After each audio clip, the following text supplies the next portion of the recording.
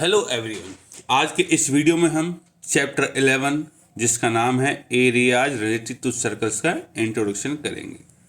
इस इंट्रोडक्शन में हम डेफिनेशन से स्टार्ट करते हैं। तो सबसे पहले आता है सेक्टर। सेक्टर क्या चीज़ है? देखिए, रीजन एनक्लोज्ड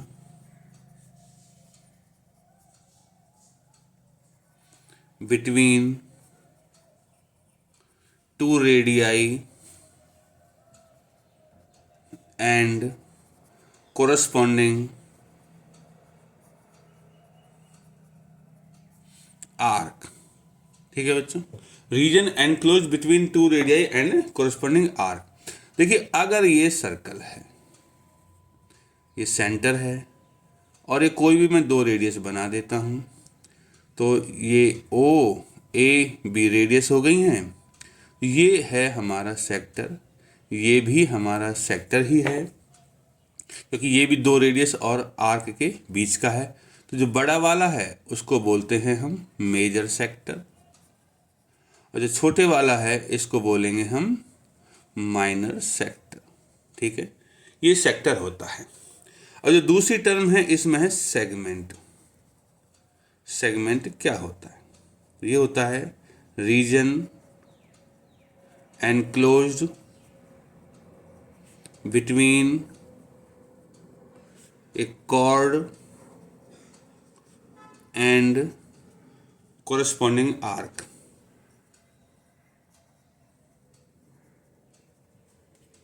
देखो, ये क्या होगा सेगमेंट। इसका मैं डायग्राम से आप लोगों को समझा देता हूँ। इसका भी अगर मैं डायग्राम बनाऊं, सर्कल खींचेंगे पहले। देखो, between chord and corresponding arc, तो एक कॉर्ड बना लो भाई ए बी। तो ये हिस्सा और ये हिस्सा, ये दोनों ही सेगमेंट कहलाते हैं।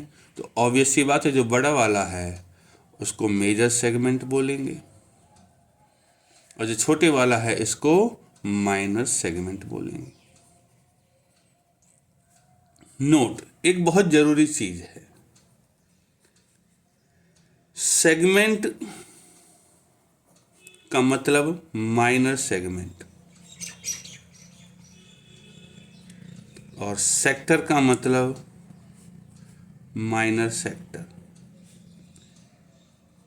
ये होता है जब तक कुछ और नहीं कहा जाए। इस पूरे चैप्टर में सेगमेंट मतलब माइनर सेगमेंट और सेक्टर मतलब माइनर सेक्टर, जब तक ये कहा नहीं जाए कि मेजर सेक्टर या माइनर सेक्टर, तब तक इनका मीनिंग अंडरस्टूड है। सेक्टर मतलब माइनर सेक्टर और सेगमेंट मतलब माइनर सेगमेंट। अब एक चीज और समझानी है, एक केस है हमारे पास। नोट, अगर मैं एक सेमी सर्कल बना देता हूं, ठीक है, ये सर्कल है, ये सेंटर है और ये डायमीटर है। ठीक है बच्चों, ए बी डायमीटर। देखो, डायमीटर एक कॉर्ड भी होता है। ये है सेमी सर्कल, डायमीटर एक कॉर्ड होता है। ठीक है, तो A B is diameter means A B एक कॉर्ड है, ए बी इज डायमीटर। तो मतलब ए बी क्या है? कॉर्ड भी है। तो ये जो एरिया है ये कॉर्ड और आर्क के बीच का है, तो इसको बोलेंगे सेगमेंट। ठीक है बच्चे, लेकिन ये डायमीटर दो रेडियस से भी बना है, ओ ए और ओ बी, तो इसको हम सेक्टर भी बोलेंगे। याद रखना कि डायमीटर दो रेडियस होती हैं, ओ ए और ओ बी। तो जो ये हिस्सा है ये सेक्टर भी है। सेगमेंट इसलिए कि डायमीटर एक कॉर्ड होती है। तो याद रखना कि सेमी सर्कल जो होता है वो सेक्टर भी होता है, सेगमेंट भी होता है, और सेमी सर्कल तो हो, सेक्टर भी होता है, सेगमेंट और सेमी सर्कल है ही। तो चलिए आगे बढ़ते हैं। अब इनका एरिया निकालते हैं। सेक्टर का एरिया क्या होगा, सेगमेंट का एरिया क्या होगा। तो चलिए शुरू करते हैं। Area of A sector, area of sector. देखो, जैसे यहाँ एरिया ऑफ सेक्टर लिखा है तो मतलब सीधी सी बात है एरिया ऑफ माइनर सेक्टर हम निकालेंगे। तो देखिए, अगर ये सर्कल मैं यहाँ बना देता हूँ, ठीक है बच्चे, सर्कल बन गया, ये सेंटर है वो, और ये 2 रेडियस हो गई हमारी, और ये एक एंगल है थीटा। ठीक है बच्चों, तो देखो मैं यहाँ लिखता हूँ एंगल और एरिया ऑफ सेक्टर। देखो ध्यान से देखना, अगर ये एंगल पूरा कंप्लीट, जैसे ये ए और बी है, इस बी को मैं यहाँ से मूव करा के वापस ए पे ले आऊँ तो ये पूरा सर्कल, पूरा सेंटर जो एंगल है ये 360 हो जाएगा। तो अगर ये 360 का एंगल है, मतलब ये बी घूम के यहाँ जाए तो एंगल बढ़ता जाएगा, अल्टीमेटली इस पे आ जाएगा तो पूरा चक्कर लगा लेगा, 360 हो जाएगा। तो एरिया ऑफ सेक्टर हो जाएगा पाई आर स्क्वायर, और तब ये सेक्टर नहीं होकर सर्कल होगा तो एरिया पाई आर स्क्वायर होगा। और अगर ये एंगल थीटा है तो इसका एरिया निकालना है हमें, तो एरिया क्या होगा, यहाँ पे हमारा क्वेश्चन मार्क है। ठीक है बच्चे, ये देखो डायरेक्ट प्रोपोर्शन है, डायरेक्ट प्रोपोर्शन है, क्योंकि जितना ये एंगल बढ़ेगा उतना ही एरिया बढ़ता जाएगा। तो ये डायरेक्ट है तो हम क्या करते हैं, ऐसे क्रॉस मल्टीप्लाई कर लेते हैं। इसको अगर मैं अननोन मान लूँ या यहाँ एरिया ऑफ सेक्टर ही लिख दूँ तो एरिया ऑफ सेक्टर इधर 360 मल्टीप्लाई हो जाएगा, किसके बराबर होगा, ये दोनों मल्टीप्लाई हो जाएंगे, पाई आर स्क्वायर इंटू थीटा। और एरिया ऑफ सेक्टर क्या होगा बच्चों, ये हो जाएगा पाई आर स्क्वायर थीटा अपॉन में 360, इसके अपॉन में जाएगा। तो ये हमारा फॉर्मूला है एरिया ऑफ सेक्टर का।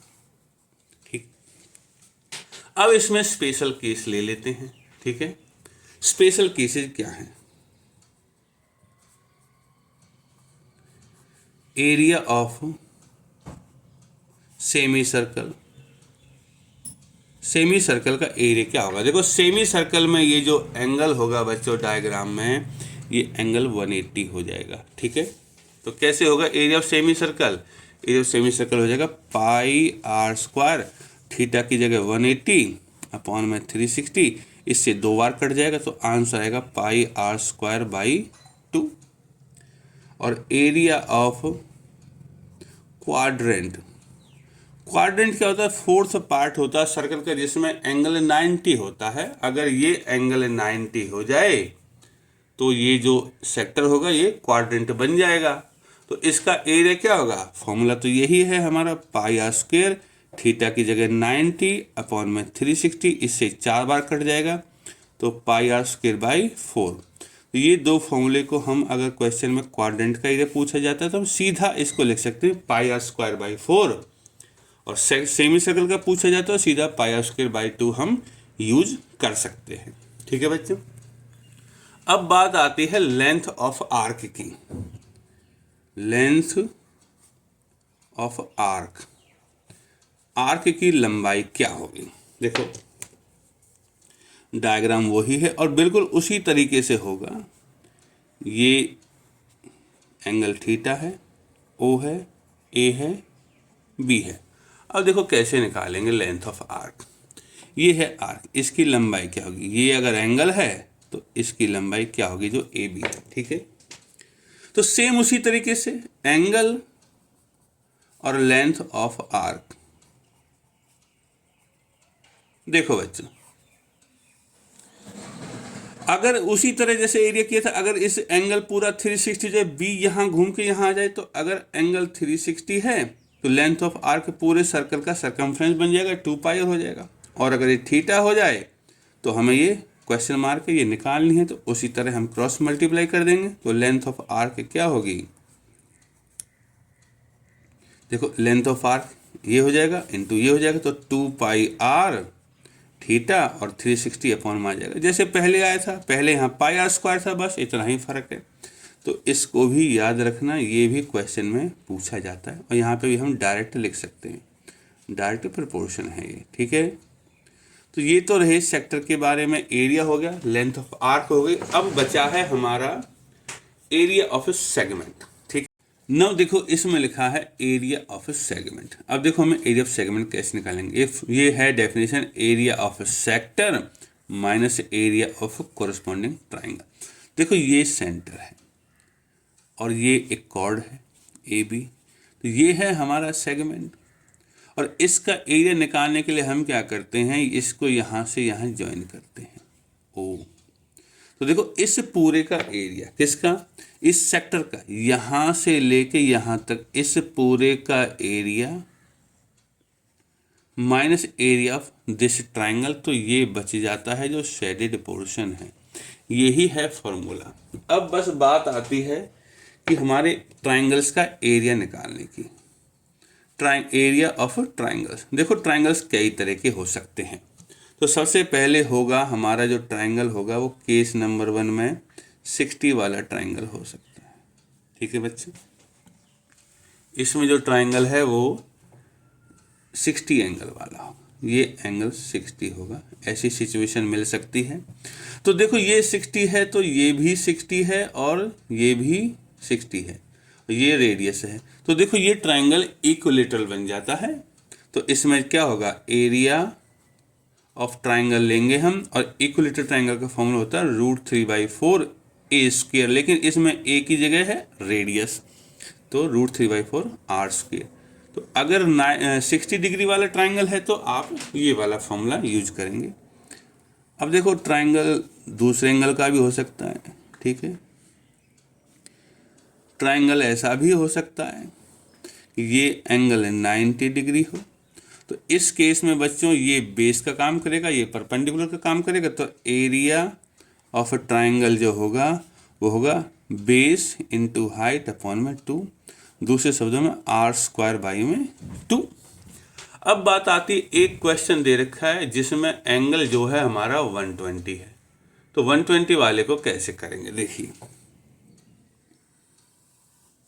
इसको ध्यान से देखना है। ये है सेंटर और ये है हमारा ट्राइंगल जिसमें ये R है, ये R है और ये 120, ये O है, ये A है और ये B है।